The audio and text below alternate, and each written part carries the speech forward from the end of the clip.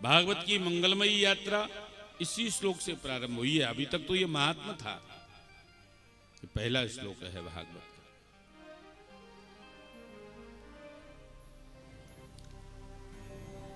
ये मानो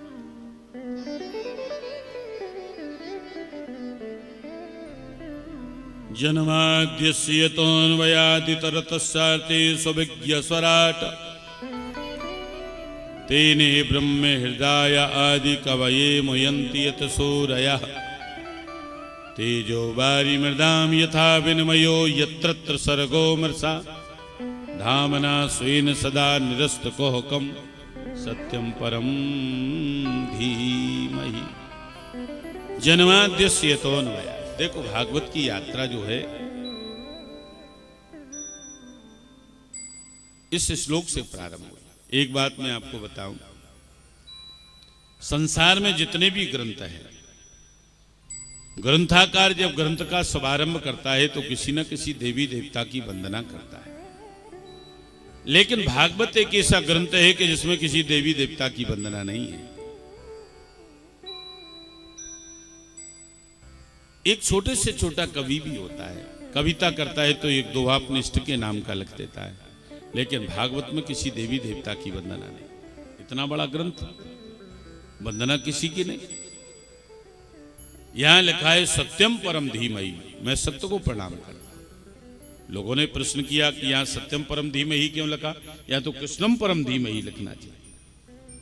कहा नहीं, व्यास जी कहते हैं यदि कृष्णम परम धीमहि लिख दिया तो ये ग्रंथ कृष्ण भक्तों का बन करके रह जाएगा। यदि रामम परम धीमहि लिख दिया तो ये ग्रंथ राम भक्तों का हो जाएगा। यदि शिवम परम धीमहि लिख दिया तो ये ग्रंथ शिव भक्तों का हो जाएगा। सत्यम पराम धीमहि लिख दिया तो ये ग्रंथ देवी जी के भक्तों का हो जाएगा। इस ग्रंथ को सार्वभौम होना चाहिए। ये ग्रंथ किसी एक का नहीं, इसलिए इसमें किसी देवी देवता की वंदना नहीं, सत्य की वंदना है। इसलिए इस ग्रंथ की ये विशेषता है, चाहे कोई राम जी को माने, चाहे कृष्ण जी को माने, चाहे शंकर जी को माने, चाहे दुर्गा जी को माने, भागवत को हर कोई मानता है, क्योंकि इसमें किसी देवी देवता की वंदना नहीं है। ये ग्रंथ सार्वभौम है, सत्यम परम धीमहि है लिखा, सत्य की वंदना है।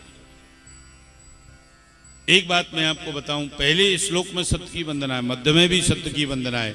सत्यव्रतम सत्यपरम त्रिसत्यम सत्य शिवनम नेतम च सत्य सत्य सत्य सत्य नेत्रम सत्यात्मकम ताम शरणम प्रपन्ना, और अंत में भी सत्य की वंदना। क्यों? इसलिए कि व्यास जी महाराज ये संदेश दे रहे हैं कथा के माध्यम से कि आप अपने जीवन में अधिक से अधिक सत्य को अपनाइए। आप सत्य को अपनाएंगे तो आपका कथा सुनना भी सार्थक है, मंदिर जाना भी सार्थक है, भजन पूजन करना भी। अगर मैं ये कहूं आप लोगों से कि आप लोग सदैव सत्य का पालन करो, तो आप लोग मेरी बात को सुन लेंगे, लेकिन आपको ये मेरी बात जचेगी नहीं। क्यों भाई? इसलिए नहीं जचेगी क्योंकि सदैव सत्य का पालन कोई कर ही नहीं सकता है। अगर मेरी व्यासपीठ आपसे ये कहे कि आप प्रयास ये करो कि हम ज्यादा से ज्यादा सत्य के मार्ग पर चले, तो ये मेरी बात आपको समझ में आए। प्रयास करो कि हम सदैव सत्य के मार्ग पर नहीं चल सकते, लेकिन कभी कभी तो ज्यादातर हम सत्य के मार्ग पर चले तो ये हमारा जीवन सार्थक हो जाए। कई लोगों का जीवन तो झूठी बातों के ऊपर ही टिका हुआ है। जैसे हमारे वकील साहब, वकील का काम क्या होता है?